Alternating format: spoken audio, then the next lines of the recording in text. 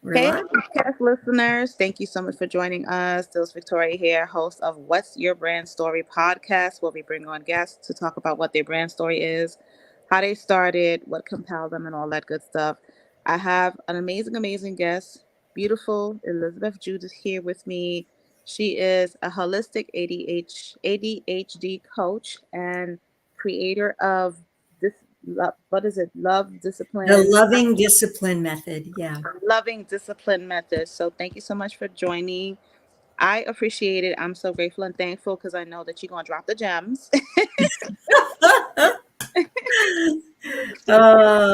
I know. Well, you've got a few of your own too. Yeah, we were just talking a little bit in the room before we joined in, and there's a lot of synergistic stuff going on, I think. Absolutely. Yes. So tell everyone who you are and what you do and what's your brand story.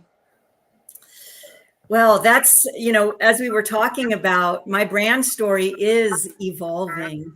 And I currently have just switched my brand to include the holistic ADHD coaching. And I am especially passionate about helping women entrepreneurs who are struggling with ADHD, in particular, the ones who, like me, were diagnosed later in life, Wow. because that comes with its own set of challenges that I think can really impact Mhm. and get in the way of us making our difference in the world. I particularly love working with heart-centered entrepreneurs, the ones who have that drive and that passion to make that difference. Mhm. And their ADHD and the ADHD story is getting in the way of them doing that. Right. I often talk about what I call the 2-ton, elephant in the room that's not being talked about enough, I think, with ADHD. And that is that it's not so much even the specific ways that our brain is, the problematic ways often that our brain is functioning, that is what is holding us back the most. It's the damage that has been done to our self-image Mhm. and our sense of self and our psyche Mhm. throughout the years of living with ADHD, especially if it's gone undiagnosed for Mm. all of that time. And it's said that people with ADHD, throughout our lives, certain periods of our life, it can be more stressful and can activate it, and it can become more Mhm. intense and more problematic over time. Becoming a mother, all those duties, sometimes even just getting married, the traditional female roles, they include a lot of executive function Yeah. skills that we struggle with. Other hormonal changes for Mhm. sure, because that's something that impacts women as well. And all those different stages can come with their sense of problems. But so does entrepreneurship and starting Mhm. your own business. That part. It's extremely stressful and for anyone, but there's some side effects that come with ADHD that aren't that are very common with people who have ADHD, Mhm. many of them even more so with women, Mhm. that really can get triggered and get in the way of us being successful in running that business. We have a lot of self-doubt, obviously, so that really can generate the imposter syndrome, Mhm.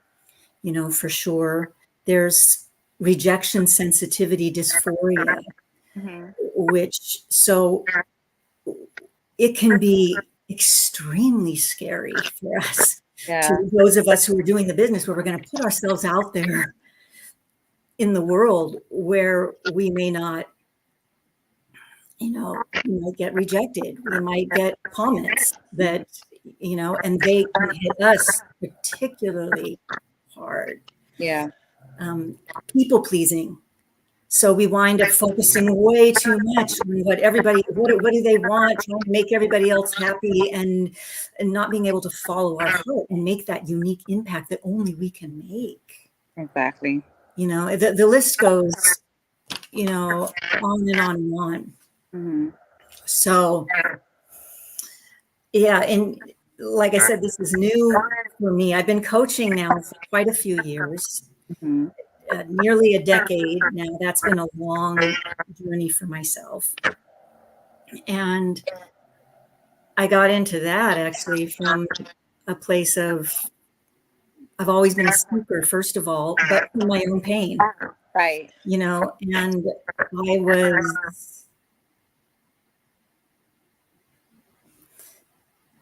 was, there was growing up, there were difficulties, and not knowing that I had ADHD even at the time. Yeah. That even added to it.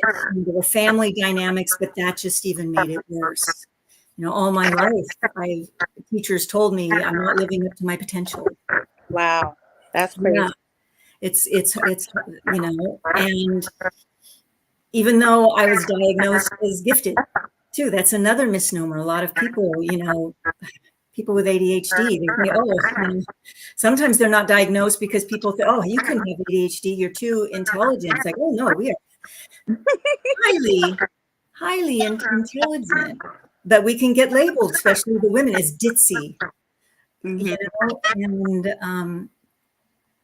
and it showed up for me the way it does for many women, and that's why it goes so undiagnosed. People, when they think of ADHD, they think of the typical hyperactive, white boy, actually, and with girls now, they know that it shows up a lot more different. It's a lot more like the daydreaming. I was not paying attention, losing things, forgetting things.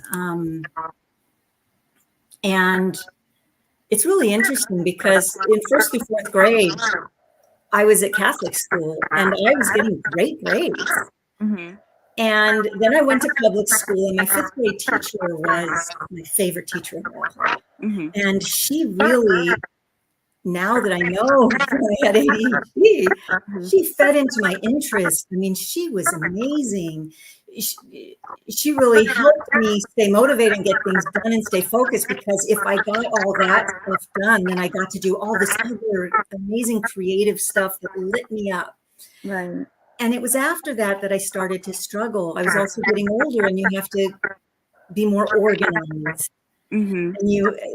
And that started to be an issue. People expect you to follow through more and keep things together, and that's when I started to struggle. And I thought that I thought I needed more self-discipline. And I thought that it was the Catholic school. Oh, they were more disciplined there, and I did better there. And it wasn't until I was over 35, I found my old report cards. And sure enough, first through fourth grade, even with my good grades, Elizabeth is not living up to her potential.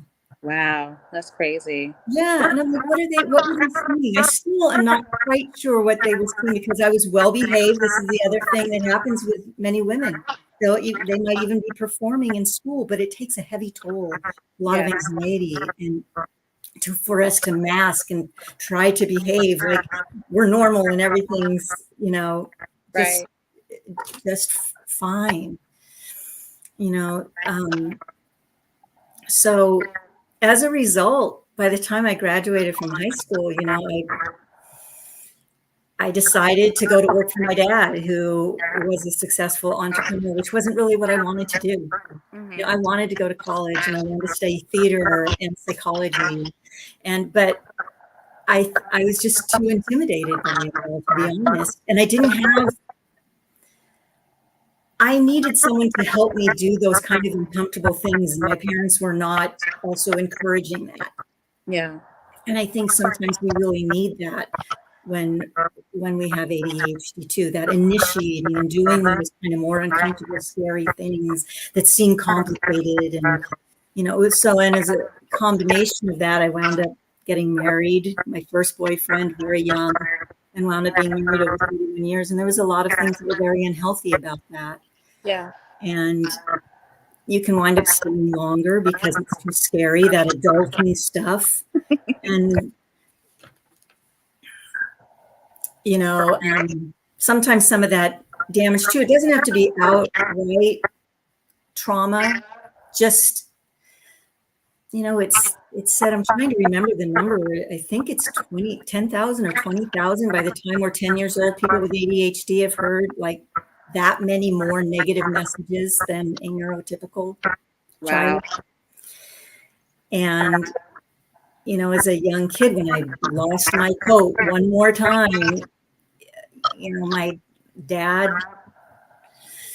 I think it probably scared him, and he was trying to, he maybe was worried or whatever, but he screamed in my face over and over again that I would always be a day late and $1 short. Wow. And that probably does a lot to you, because I know growing up, our parents say certain things to us. Sometimes they don't mean it, but it actually impacts us as adults because you have that recording in your brain that you're not good enough. They go out short, like you said, or any number of things, and not realizing that you have to sometimes exercise grace to your kid, your mom, dad, whomever it is, because that stuff stays with you. It does. It really does. Yeah. And when you know that you're trying, you want to do better, you're trying so hard, it's really scary to get that kind of input and that kind of reaction from people, because you're not enough. You're getting all this evidence that even when I try, people are going to have really strong reactions. Things are going to fall through. I'm not going to be able to do this. And, I just lost your face, Dillis. Did we lose you?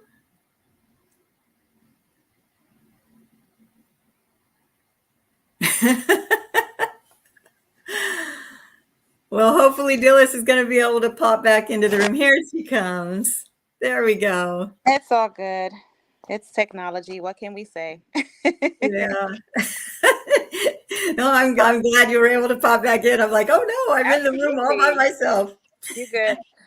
Someone asked, Yolanda Rodriguez says, how did you overcome what was fed to you? Yeah, this is, so I said I've been doing coaching for a long period of time. And I'm back in green. Yeah, I had intuitively been gravitating toward a lot of work with that before I even knew I had ADHD. And I developed something called the Loving Discipline Method because I got this powerful message a couple of years ago that discipline would give me a beautiful life. Wow.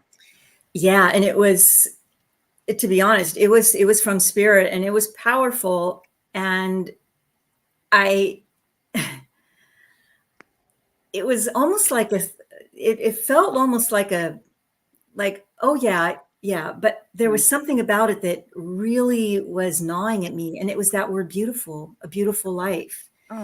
Because my experience of discipline up until that point, having been with ADHD, that's something that we all struggle with. It's like, why can't we show up for ourselves and do what we say we're going to do and be able to, and there are times where I was able to do it too, but it was brutal and it took a toll. I mean, the cost of us masking and showing up normal is extreme anxiety.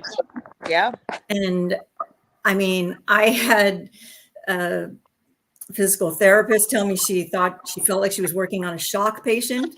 Oh, wow. And I was I mean, I was like, really? I mean, this is me on a good day. I felt like that day where everything was going. That's how kind of like even out of touch, which is very common too. Wow. That it really was. So I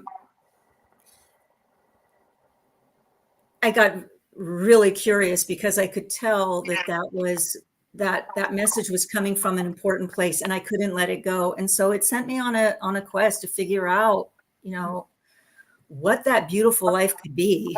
Yeah. Because to me, a beautiful life meant something so much more than just even the tangible like achievements and success. I've been able to push myself and do things, Mm-hmm. and it was brutal. It wasn't worth it. It did not lead to it. It led to achieving something, but it was far from a beautiful life. Yeah. So I started by looking up the word discipline, and I initially saw all those words that we associate with it, like obey, fix, force, Yeah. even punish. Mm. Merriam-Webster says that discipline is to punish or penalize for the sake of obedience or perfecting moral character. That is crazy. Yeah. Yeah. And a lot of us really do, even if it's subconscious, we really associate that with discipline. A lot of us were disciplined that way, even by well-meaning parents. Yep. And it works. It's like, oh yeah, we got to, shame and criticize and yell and punish and, to get the kids to behave. And it works. And at a cost, not only to the damage that it does, like to our little hearts, but we also never really develop, even the neurotypical people never really learn then how to manage themselves any other way. And so we wind up just bringing that with us. Yep. And beating the crap out of ourselves. Mm-hmm. But I kept digging a little deeper, and I discovered that the root word of discipline comes from the Latin word discipulus, which means to learn. Mm. And so disciple is student, and which makes sense. Mm-hmm. And I started to think, like, I never approached self-discipline as a journey of learning and studying. And self-discipline, like that would be learning and studying myself. Mm-hmm. And so I started to see how if we wanted to become these devoted students of self, I started incorporating the growth mindset. That's a decisive factor in any learning journey. True.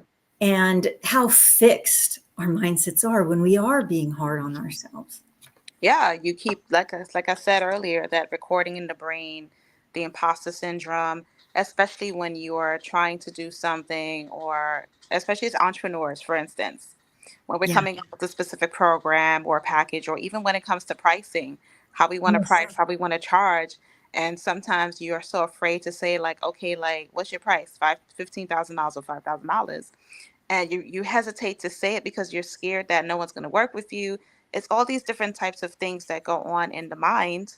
Yes. I could only imagine for a person who does not have ADHD versus someone that does, how it's like a double impact for someone who does have ADHD.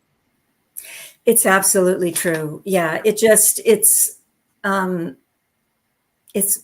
a lot of the things, yes, people can look at people with ADHD and they're like, well, I have that too. I kind of struggle with that. They don't understand. It's like, it's magnified. Yeah. Mm-hmm. And it's exacerbated by, again, that damage that has been done. Most women are later diagnosed, certainly if they're, middle age and, Yep. but just because they weren't being diagnosed. I heard someone calling it like the lost generation of women. Can you imagine what would have? That is crazy. Yeah, if you think about it, because it can be really, really debilitating. So back to, the question. That's why I am a holistic ADHD coach. I was just going to ask you that too. Where does the holistic portion of that come into play?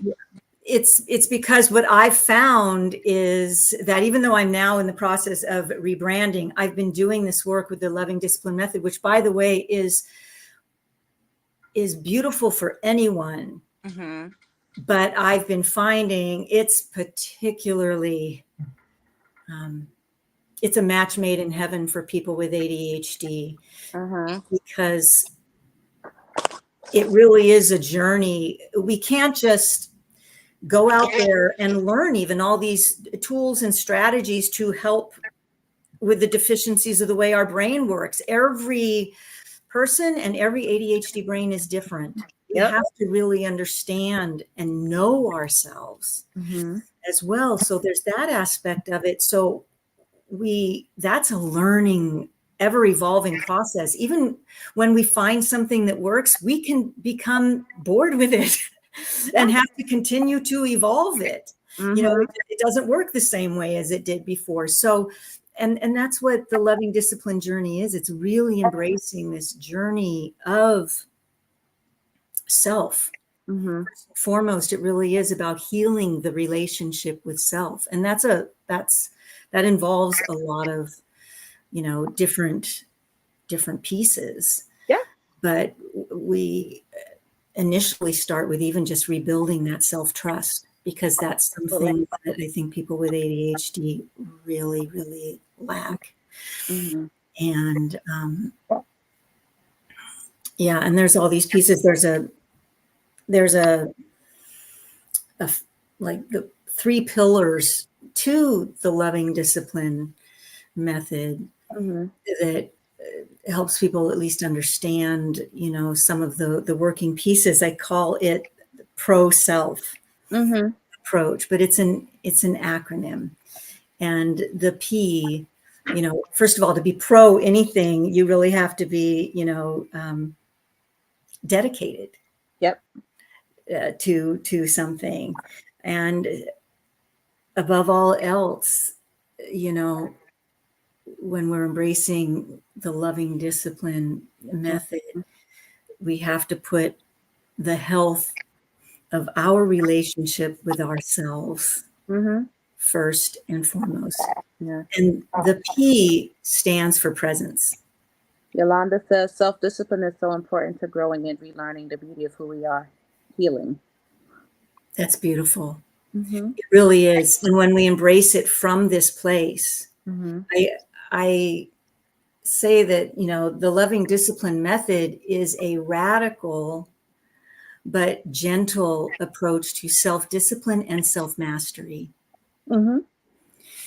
So it's radical simply because it's just a completely different way of thinking about self-discipline and about thinking of showing up for ourselves, which is so important also for people with ADHD, because sometimes our brain is not going to allow us to consistently show up in certain ways every single time. But that doesn't mean that we can't consistently show up for ourselves to this journey of learning and growing and understanding ourselves better. And why was that going on? And what would help? What do we need? What do we, you know, what's going on? Like that, and always approaching it from that place of just learning and growing. And the more we do that, we do develop a self-mastery over ourselves. Yeah, absolutely. Yeah. So yeah, the P is presence, which is really about consistently showing up and being fully present with ourselves, you know, really understanding, you know, starting to be aware of what we're thinking, what we're feeling, what do we need in any given moment, and without judgment, without shame in any given circumstance. The R is for respect. It's really important that we honor our worth and we respect our value. And that's something that we have to cultivate, and our potential, while treating ourselves with dignity and kindness and compassion. And then the O is ownership. True. And it's, in order to fully own yourself, you really have to know yourself Mm-hmm. intimately as well. So that's a big part of it. But it's also about taking responsibility, Mm-hmm. for our ADHD, Mm-hmm. and being able to embrace all of it, all of the wacky, crazy quirkiness that comes in it too. Like, it's about accepting, radical acceptance of it all too, not from a place of just, you know, throwing up our hands, just like, no, I own it and I take responsibility for it. And I'm learning more and more about what I can change and Mm-hmm. owning what I can't as well, and owning my strengths as well, and zeroing in on those, and just all from this beautiful, beautiful place of love. And we can start to, from there, own our thoughts, Mm-hmm. we can start to really own our emotions. And because emotional dysregulation as well is a key element Yeah, of that's true. ADHD. Yeah. And in Yolanda says, fact, great acronym. Yolanda says, great acronym. Thanks for sharing. oh, I'm glad. Yeah. Yeah. And so in each one of those, we start to work on those. Mm-hmm. And as we do, that's really how we start to get over that. It's the biggest focus. And I think it's absolutely the most important, because our ADHD brain, yes, those skills and strategies, and for helping us be, with our time awareness, and our productivity and all those kind of things, those are wonderful. But from what I am finding in the women that I work with, that it's more the baggage that we're bringing Mm-hmm. with it, and by the way, it exacerbates it. Yeah, Yes, we have a problem regulating our emotions. We struggle with that. We feel things very, very deeply, we do. We do. both the excitement too. Like, nobody gets more excited than me when I'm talking about something. It's not all bad, you know but the thing is all this other baggage that we carry with us, Mm-hmm. it triggers that emotional dysregulation. Yeah. And when we are emotionally dysregulated, Mm-hmm. we get thrown into fight or flight, and Oh, now our already compromised executive functions, that prefrontal cortex, it gets shut down. I mean, when I'm triggered, I mean, it's amazing. I can't see, there could, it's true, Andrine. oh, it's crazy. And so really, and a lot of that, even the initiating tests, we have a low tolerance for discomfort, Mm-hmm. and things are scary. We're more when we're carrying along this baggage, things are a lot more uncomfortable. Mm-hmm. We're a lot more anxious. We're a lot more scared Mm-hmm. of so many things. And so if we don't know how to regulate ourselves, Mm-hmm. and when we learn how to regulate ourselves, that's a huge way to how we can start healing ourselves, Mm-hmm. and we can start trusting ourselves more. We start creating a safer internal environment with ourselves Mm-hmm. when we can start to do that. And although we cannot change our ADHD brain, that dysregulation impacts it enormously. Mm-hmm. So I think it's the most important thing that we need to learn how to do if we have ADHD, is Mm-hmm. to dedicate ourselves to learning how to emotionally regulate ourselves, because it triggers and can negatively affect all the others. Yep. Mm-hmm. And that fight or flight is real, because if you're a person who's been through a lot of trauma, especially growing up as a child, your brain is already conditioned to be in survival mode. That's Yes. how you operate, that's how you live, that's what you know. And so it's hard to self regulate, as you say, because I know I've been through a lot of trauma growing up. And I'm now learning how to discipline myself and self-regulating and self-soothing, and learning to not go into the pattern of Yes.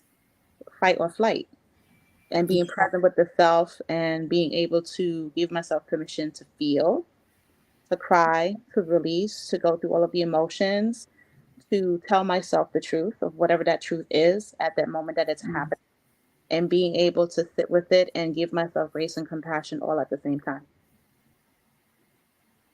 And That's that's something beautiful. I'm working on every single day. And it's hard as fuck.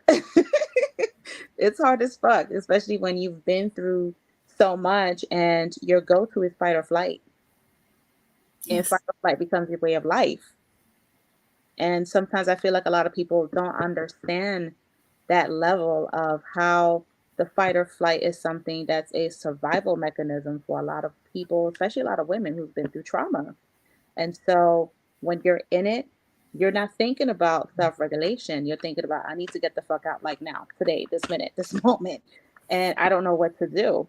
So that discipline you're talking about of self-regulation is something that I feel needs to be done every single day in order for us to be able to like feel and think and be like, okay, well, this situation is uncomfortable. However, I should be able to face it head on. Let me face this head on.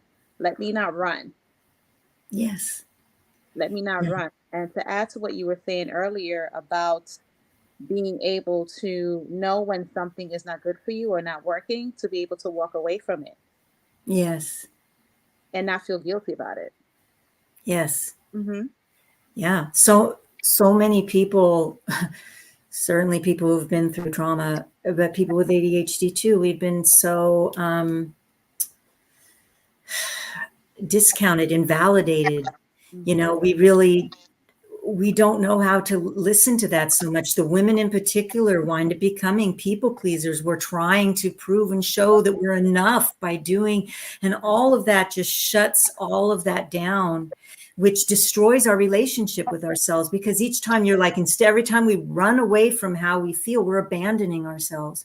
Yeah. And many times our feelings were abandoned, or we were told we're too much, or whatever that Mm-hmm. is for you. And then we're continuing now to do it to Yeah. ourselves. And that is a huge first step towards healing that relationship with ourselves, when we can start to ask ourselves how we're feeling. Mm-hmm. And when we notice when something is coming up, to just be able to sit with that. I do a lot of work with reparenting Mm-hmm. ourselves too. You know, it helps to regulate when we can get a little bit of a perspective, a little bit of a distance, and when we can see that dysregulated, wounded is Yep. our younger emotional self. Yes. And when we can start to observe that, and then tap into our higher evolved, I like to call it higher evolved parent, Yes. and just show up and just be there and validate that we're feeling what we're feeling, even if, because sometimes one of the trademarks of the dysregulation with ADHD is we're not, it's not the same as some of the other mood disorders. There's a reason why we're feeling what we're feeling. Usually it's just that it may be considered to the outside world out of proportion, Mm-hmm.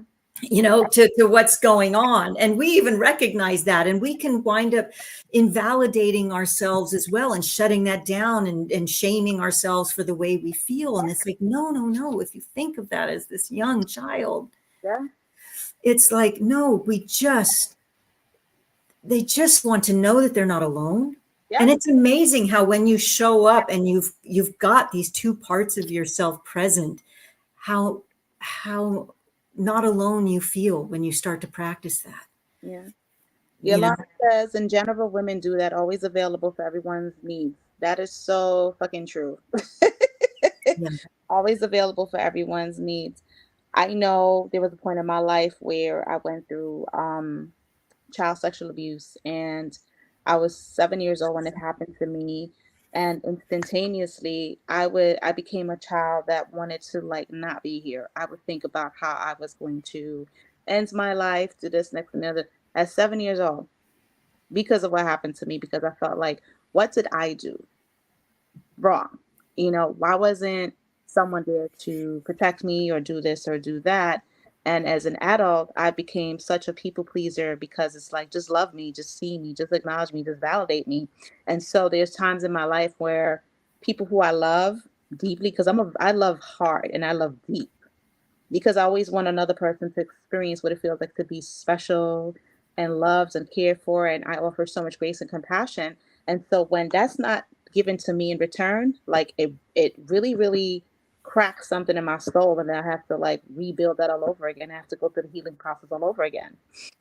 And so a lot of people don't realize like how validation and giving credit and acknowledgement to another person, even if it's just for the little things, not only for the big things, but Yes. just like, damn, like I'm proud of you for waking up in the morning, because so many people are depressed. So many people are not wanting to get out of bed. You don't know their story. So just that one simple, and I do that with everyone that I love.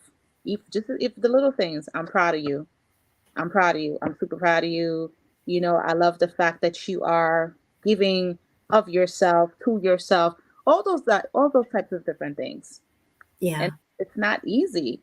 So I could only imagine. Thanks, Andreen. I could only imagine someone that has ADHD, how it's like a double impact for them if they've been through abuse or they've been through certain things that are traumatic experiences for them, how they have to like dig a little deeper and go a little harder when it comes to self-regulation.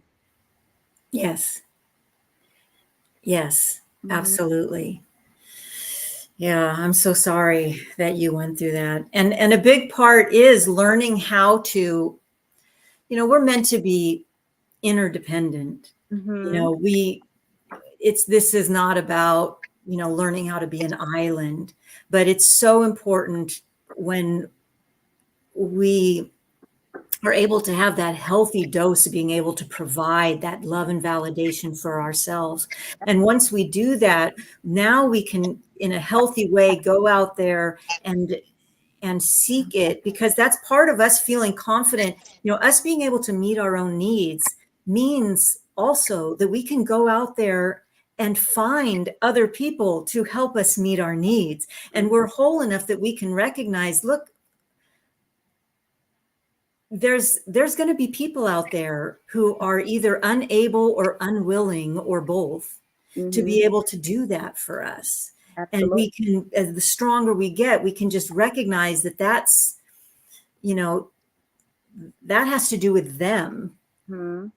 and that we are strong enough to go out there and find the people, find the tribe Mhm. that is able and willing to love us for ourselves. We can lower that mask. We can show up as our authentic selves, like Brené Brown talks about, stop Yeah. trying to fit in Yeah. and really experience what true belonging is, Yeah. which can only happen when we are being our authentic selves. She And said, we, "Oh yeah, no, what was it?" She said, if you're always feeling that you're not going to fit in, then you never will, or something to that effect. Like always find a way to stand out more than anything." oh, yeah, what is that one? Oh gosh, yes. And there's another one where she says, what does she say? Oh, she says the best way to take your power back is to expose your own shame before someone else. Absolutely. She talks about shame is, like what's in the petri dish of shame too, is Yeah. it's secrecy. And it also can't tolerate empathy. Yep. Empathy is also the anecdote to it. And so I do a lot of work with shame, because there's an enormous amount of shame that comes with ADHD and with us shaming ourselves. Yeah. Yeah. I mean, we have to stop first and foremost. And my antidote for shame, I wouldn't say it's a process. It's like, what can you do when you notice that you are in shame? And we want to replace our shame with compassionate curiosity, Yeah. true, genuine curiosity. You cannot be curious and be shaming at the same time. Yeah, I'm a person that when I feel shame coming on, I tell on myself, I expose myself. Because I don't want to be in a space of like having that feeling of shame, and then it creates fear, and then it creates judgment that's unnecessary. You know what it does? It's even worse than that. Hmm. When we're shaming ourselves, we're traumatizing ourselves. We are. We are again triggering that, shutting down our logical, executive function Yep. brain. We're totally triggering ourselves.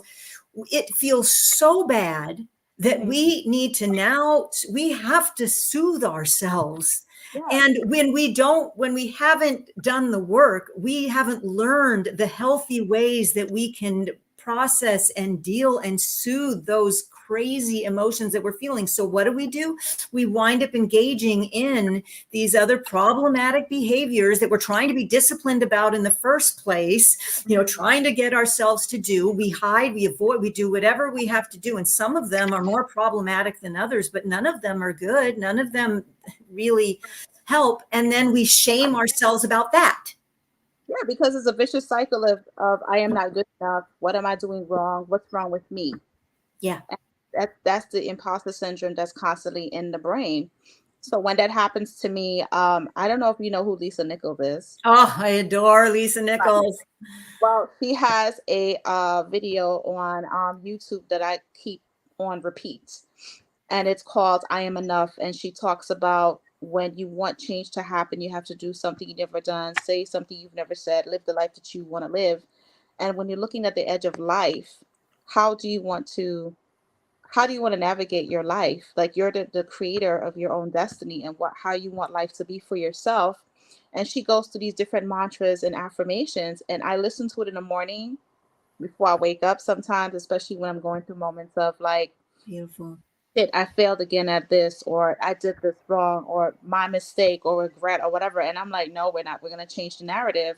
And I listen to that. And then at nighttime, I found all these different motivational meditational videos. And Mhm. some of them, like the one that I found last night, was dopamine detox. Ooh, It's 12 hours long. I used to blame myself a lot. I know you did it in I dream. need my pen. I'm leaning over and getting a pen. Child, it's okay. I'm going to send it all to you. Oh, yay. Thank you. Because I recently went through a narcissistic abusive relationship. I was being abused emotionally, mentally, financially, spiritually, the whole nine yards. And throughout the relationship, I had to remember to remind myself every day to remember who I am. Remember who I am. Remember who you are. Remember who you are. And I started listening to those types of videos. And even now, I have a playlist on YouTube, Narcissistic Recovery.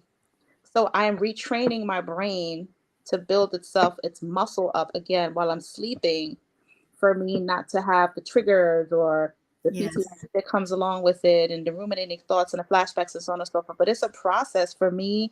The dash is a great reminder. Okay, I don't know about the dash, but I'm going to look that up. So I say this all to say that going through trauma and stuff, especially as with women, because we do go through a lot of trauma, Yeah. um, that self-regulation or the discipline you talk about is so important in order for you to stray away from those habits which you've become accustomed, because that's safety. And sometimes we have to get out of that safety and be uncomfortable in Yes. order for us to grow. Yes, absolutely. That's so beautifully said. By the way, I am still in the process of all of this whole journey. I was diagnosed a little over a year ago, maybe almost 2 years, a little over a year ago. I was just before I was no, oh, I'm getting old. Just before I turned 60. Just before huh? I just turned 62. This Oh, you in March. Yes, just a few days ago. Yay. okay. And yeah, so I was nearly 60 when I was finally diagnosed. And originally I was also diagnosed with PTSD and, and anxiety. And they're not like, sure, it's like, and that's the thing that can happen too. They're like, they don't know which comes. It's very common to have the trauma and the PTSD with it, and they're still figuring out which causes what. And I want to continue to develop that diagnosis because significant ADHD symptoms, but they're still like, well, is it the PTSD? Is it the, and I do have all the signs. The family members are coming out of the woodwork that are now getting diagnosed, and that's that's a real common thing. And it showed up very, very young for me. Just in the, but it's, it says you look fabulous for 62. Well, thank you. I'm trying. I got to tell you, it's the loving discipline. You know what? I think I was finally just being kind to myself and, and being patient with myself. I a lot. Like I'll sit sometimes when I'm having these emotional breakdowns and I say this, I give myself permission to break down in order for me to have a breakthrough. So the moments when I am feeling a certain kind of, my heart is hurting, I just soothe myself like this. And I tell myself, I'm sorry you're hurting. I don't mean to hurt you. I love this. I put my hand on my heart, but I might adopt that one. I love that. Touching your heart area is huge for me. Yeah. And I would just lay on the floor and I would just allow myself to just cry and just let it all out and just release it while I'm touching my heart space and saying, I'm sorry that you're experiencing this right now at this moment in time. You were saying something before, and I was going to respond to it that I said that was just so beautiful. You were talking about how we, I'm gonna come back to you. With our, with all that, the emotions and the, that's a lot. Showing up for ourselves in those moments is, you were talking about how it's survival. Mm-hmm. And it really is. And I think it's very helpful, at least for me, it was, a lot of times we're talking about self-sabotage and, and I think for me, it wasn't that helpful to be making an enemy of all my internal stuff. And it really wasn't. These were things I can see how in many cases when I was younger, they were absolutely probably, I'm sorry, the people pleasing. It was required. The shutting down of your voice, I remember growing up and, you're crying and they're like, shut up before I give you something to cry for. Stop crying. And you're like, and you're suffocating. You learn how to fucking suffocate that when you grow up and you pretty much start to do it to yourself where you're not allowing your voice to be heard in no shape or form. And then when you do speak up for yourself, there's a level of fear to speak up for yourself. And then when you speak up for yourself, the people around you is like, oh no, silence again, silence your voice. So Yolanda says, Elizabeth, expose your coaching profession. It's so needed. Thank you. Thank you. Yeah, I'm really excited about this new direction. Going way back to the beginning, you were like, why did I, why is this evolved? My brand now has evolved into this. Mm-hmm. Is what I'm finding is the things I was coaching on were always about, because that's what I needed. I knew I needed it even before I realized I had ADHD, was I needed to heal my relationship with myself, having come from emotionally abusive relationships before. And then I stumbled on the loving discipline, and I see the impact that it's making in the women that I work with's lives as well. Noticing that a lot of them were struggling with ADHD as well. Yeah. It really hit home when I realized that where I even struggle the most, when I get triggered the most for me, and I'm noticing in others as well, is through creating our businesses, because it's such a big way of our worthiness and putting ourselves out there and unmasking, all of it. It just triggers it all. And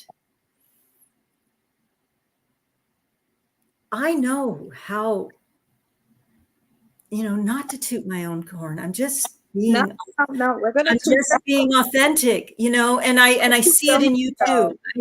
I toot know. your horn. Toot your horn, brag about yourself all day. Toot it, please. I know the difference that I came here to make. Yeah, I know absolutely. the impact and I know the gifts that I have. And I see them in you. Thank And I you. see them in all these other women that are struggling with these things. Mhm. And I know how many years I have been called to do this Yeah. impactful work, and how many years it kept that from not only myself and the damage that did to me, Yeah. but how it robbed the world. And the world needs all of us heart-centered women entrepreneurs to start showing up and making their impact on the world. And I realized that this is the group, that this work. Yeah. I want to narrow my niche and work specifically with these women so that I can share in that impact. I can magnify. Yeah. And it's a very specific niche. It's a very specific niche. It's very clear and concise, and it's going to make a whole world of a difference. And you said earlier that you just recently changed, you shifted over your business. And I was telling you that I did the same as well, because I Yes. felt like being a brand coach, brand storyteller, brand developer, it gives me the opportunity to help women shine even more because they're speaking their truth. And when Yes. they're speaking their truth, they're emotionally connecting with their ideal client because they're being authentic and real and raw and honest about the things that they've been through. Because a person wants to come to you that knows, okay, well, she knows exactly what I'm going through because she's lived that life. So now she's Yes. the tools, step-by-step tools to help me become more empowered within myself so I can experience emotional, mental, physical, spiritual success. It's not always about financial success No. because you No. can have all the money in the world and you could still be fucking sad and depressed, and you have all this stuff, this materialistic shit, and you're still like, well, damn, why am I still not unhappy? Because money can't buy happiness. Money can't buy peace. Money can't buy wholeness and completion. It can't do that. That's what I was recognizing when I got that message that said discipline would give you a beautiful life. It was like, beautiful life? No, discipline. Yeah, I would be able to, if I was really disciplined, I would be able to check all the boxes. I've done that before. I've forced myself to perform and get the results. Mm-hmm. And that ain't it. Right.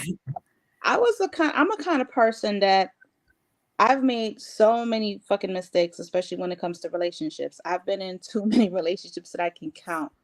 And I've always often had people tell me, you know, why do you put yourself through these types of different relationships? Why do you put yourself in situations that can be harmful to you? And I said, well, maybe it was designed for me to be that way because in order for me to be the brand storyteller that I am, the empathetic life coach that I am, the leader that I am, if I haven't gone through stuff and if I'm not able to rise above it, how the fuck can I show another person how to do it? Yeah. Yeah.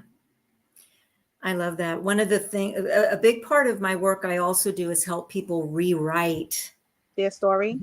their story, their ADHD story, and their to be able to incorporate these things so that what has happened to them is no longer this huge thing that they're carrying around with them. It's this powerful stepping stone for them to become, Within the self, hmm? for them to become strong and empowered within the self so that they know that they can do anything, that they're limitless beings and anything is attainable. Yeah, absolutely. Absolutely. Well, Because our stories, I love your work. I think it's so powerful.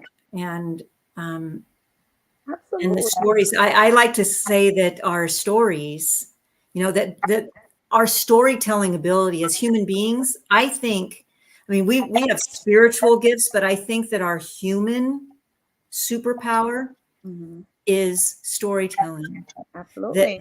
that we are natural storytellers, that what makes a story rather than a series of facts and figures, that is not what makes a story. It's the meaning that we attach to what happens to us that makes the powerful story, that allows us to be able to, motivates us to change Yeah. our lives and to accomplish things. And so, Yeah, that's what that you is. know, yeah, it's really, it's everything. And it's the same thing. You're telling your story, what you're doing as part of a brand, by Yeah, when people knowing how to tell that powerful story is not only going to help other people, yeah, but they themselves, yeah. by crafting their story Hmm. into a hero's journey rather than a cautionary tale. Absolutely. And I think it's a beautiful thing. And when you're sharing your story, you're gifting yourself freedom, Yes. such Yeah. freedom and power. It's powerful, Yeah, powerful. I have a It story. completely changes your experience. See, I don't do it for the branding so much like what you're talking about. I do it only to help people heal. Yeah, Primarily for them to heal. I mean, obviously I'm a business coach. If they wanted, if they tweak that, I'd send them your way for, for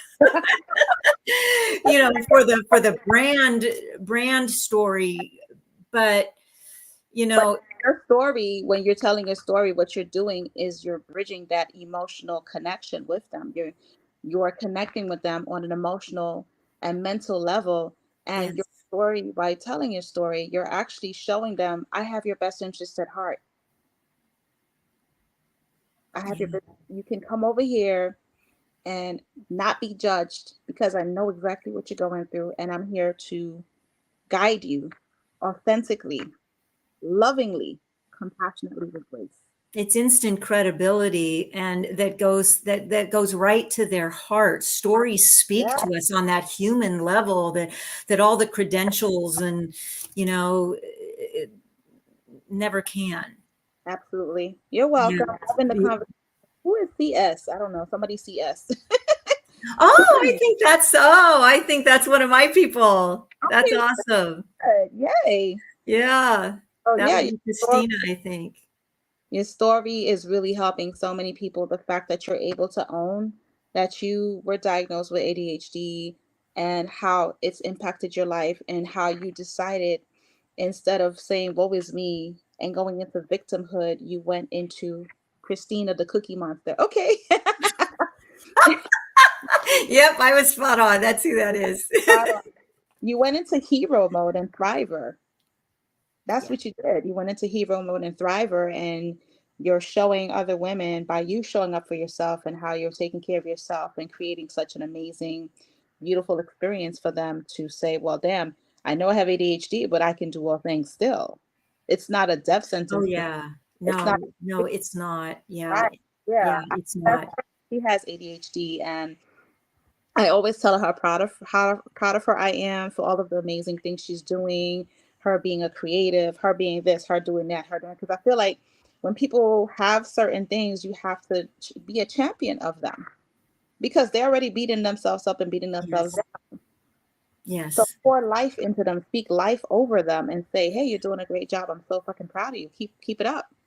And just because you have an ADHD brain that can, make certain things uh, more of a struggle than for other people, does not mean that you have amazing gifts and strengths that you can lean into, and the others can be managed, but even better managed when we really, attack the Yeah. Yeah. elephant in the room, that is all this other garbage that we've now taken on as a result of especially being undiagnosed, because now we've really been for years and years and years having ourselves and other people not understanding it and going, what is wrong with you? Like, Yeah. something is wrong with us. We're not enough. We're lazy. We're ditzy. We're stupid. We're whatever that Yeah. is for you, that for years and years and years, that takes a toll, and that has to be unpacked, and that will help you far more than any of these other strategies, which are helpful, by the way, but until you heal that other stuff,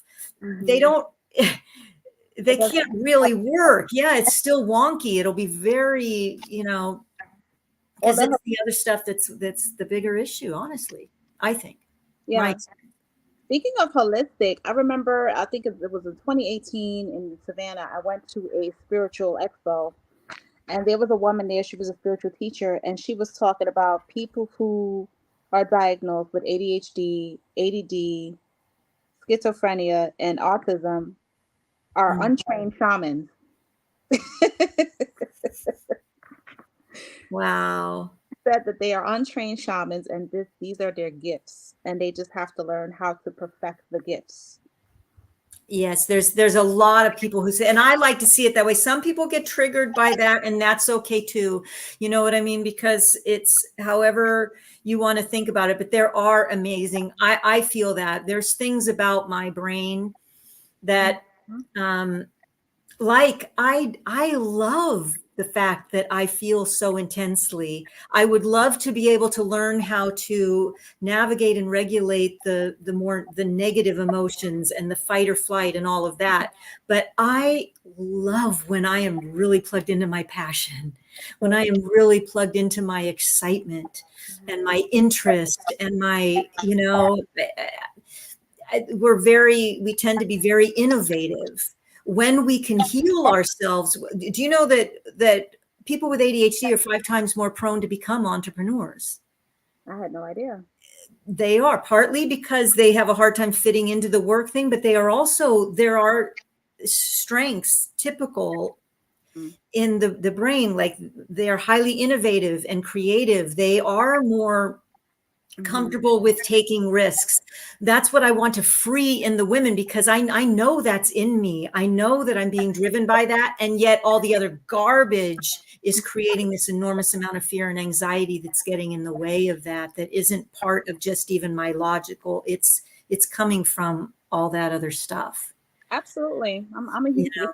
I take risks almost every damn day. And people are like, what is wrong with you? Why would you move to Savannah, Georgia? You have no friends and family. Because that's where I feel like I want to be. Why Yeah. would you go across the country? Because that's what I want to do. What is the problem? What if you fail? So what? I'll just get the fuck back up. What's the problem? Like, I love it. that's just me. So anyway, Yep. but thank you so much for coming on. Can you tell everyone where they could find you? If they want to work with you, do you have any special offers going on? Like, tell us everything. How can we connect with you? Yes. Right now I do one-on-one coaching. I am creating group coaching as well. You can just go to elizabethjudith.com and you can sign up. If this is something is really resonating with you, there's several links on my homepage to sign up for a Thrive with ADHD breakthrough call with me, and we can talk more about it. You can learn more about what it's about and find out, if how I can help. Awesome. Thank you, Andreen. Thanks, Dillis, for the invite. Thanks, Elizabeth, for sharing your knowledge, which has allowed me to look deep inside myself. I love it. You're welcome, friend. All right, guys. So, Ah, episode of What's Your Brand Story podcast. I'm so happy that you were able to join us, Elizabeth, do this and just talk so openly and freely and so transparently. And you're definitely you're a ghost, greatest of all time. oh, thank you. Thank you. I think it's mutual. I've been so excited to have this conversation. I've been listening to your podcast, and there's just so much. We are so in alignment over so many things. Absolutely. And here's my friend Christine, the one that I was talking about, my bestie that has ADHD. She just jumped on a little while ago, I guess. So I'll definitely make sure that I connect you guys because I think there's some synergy there. She is such a creative, such a beautiful spirit, so powerful. And I don't think that she gives herself enough credit. So I'm always like, I'm proud of you, bitch. We need our allies like that. I'm so glad she has someone like you, and I would love to connect with her. So She's such a beautiful spirit, a wonderful person. I can't wait to see how she shows up in the world because I'm always telling her the world is waiting for you. Like, come on, let's get it. Come on, jump on. yeah. So, but thank you once again. I appreciate you. Low. Time blindness, my bad. Oh, it's all good. No worries. So thank you once again for joining us. Be sure to connect with Elizabeth Judith. Connect with her, work with her, all of the things, and that good stuff there. So thank you guys so much for tuning in. I appreciate all of you for joining me What's Your Brand Story podcast? Still Victoria here. Talk to you guys soon.